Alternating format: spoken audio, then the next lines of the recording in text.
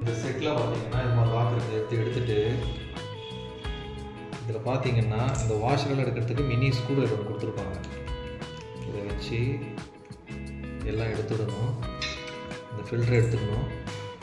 எடுத்துட்ட பிறகு இதை ப்ரெஸ் பண்ணுறதுக்கு ஒரு நாப் கொடுத்துருப்பாங்க. அதை வச்சு ப்ரெஸ் பண்ணி எடுத்திங்கன்னா இந்த யூனிட் தனியாக இருக்கும்.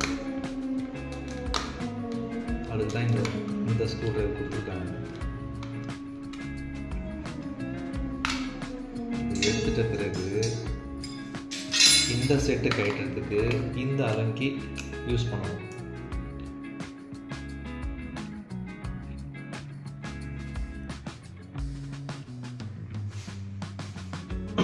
யூஸ் பண்ணி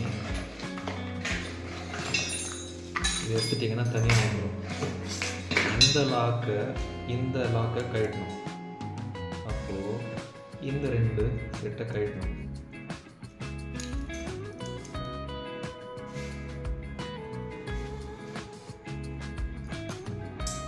இந்த செட்டை கழட்டிட்டு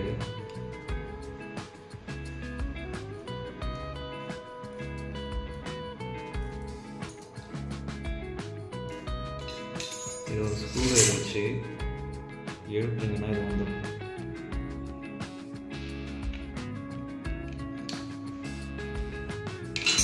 இந்த செட் தனியாக வந்துடும். அவ்வளோதான். அடுத்து பார்த்தீங்கன்னா கரெக்டாக ஒரு 3 சென்டிமீட்டர் இந்த ஆலன் கீ போடுற மாதிரி கட்டிங் மாற்றி போட்டுறக்கூடாது. அந்த ஆலன் கீ போடுற மாதிரி ஒரு 3 சென்டிமீட்டர் கட்டிங் போட்ட பிறகு இதை வச்சுட்ட பிறகு இதை கட் பண்ணணும் இல்லைங்களா, இதை கைட்டு எடுத்தேன் இல்லைங்களா, இதை வச்சு இதெல்லாம் லாக் பண்ணிடணும்.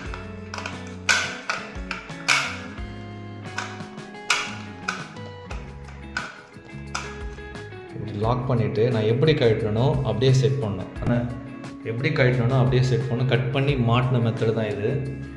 இந்த கவரை லாக் பண்ணிடணும். லாக் பண்ணிட்டா முடிஞ்சு போச்சு செட்டிங். அவ்வளோதான்.